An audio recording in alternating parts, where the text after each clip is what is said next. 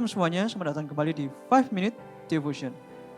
Dan firman Tuhan hari ini akan dilayani oleh Pendeta Yohanes Gunawan.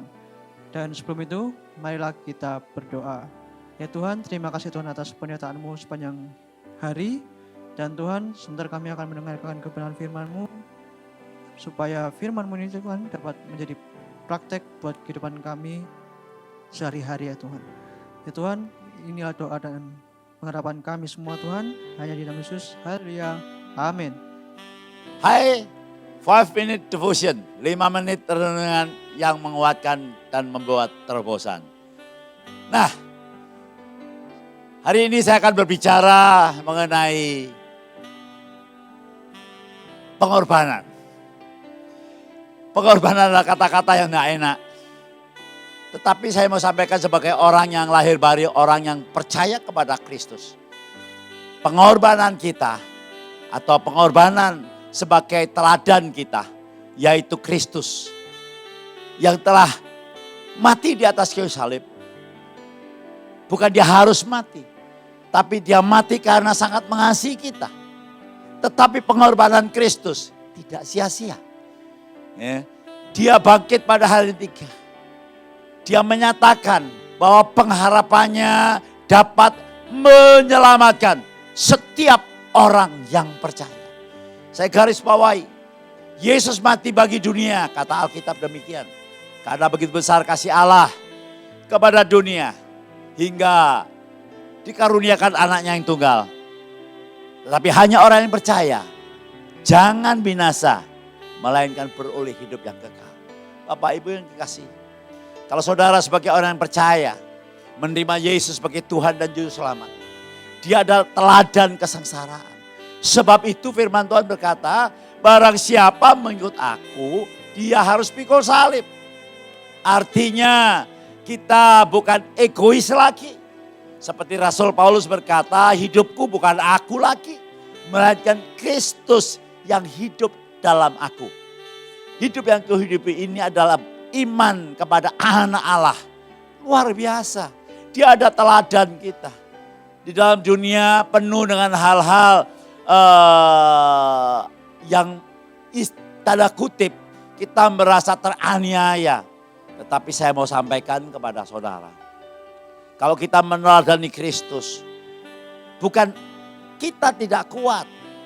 Tinggal kita percaya bahwa Yesus telah memberikan rohnya sendiri ada dalam kehidupan setiap orang yang percaya.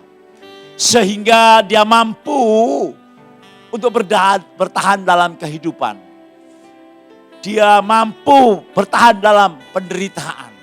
Dan dia akan berkata, sebetulnya bukan aku, tetapi Kristus yang bekerja dalam kehidupanku. Sebab itu, Rasul Paulus berkata, kita tahu sekarang bahwa Allah turut bekerja dalam segala sesuatu bagi orang yang mengasihi.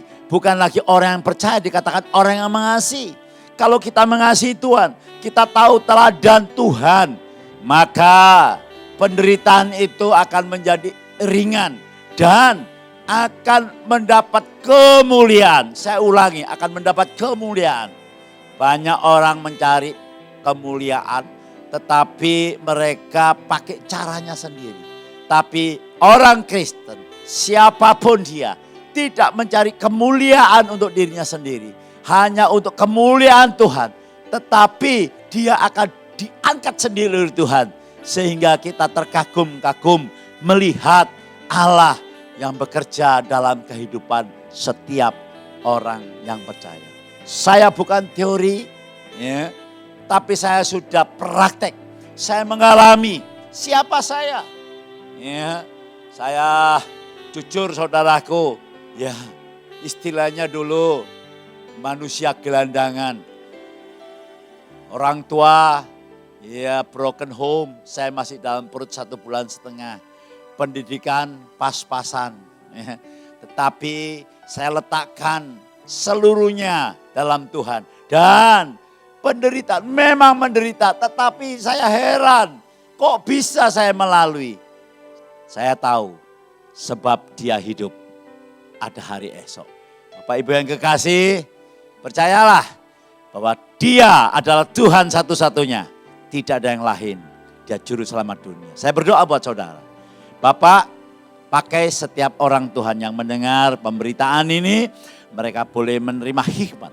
Mereka boleh bertobat. Mereka boleh lebih dekat kepadamu. Mereka boleh mengenal Engkau.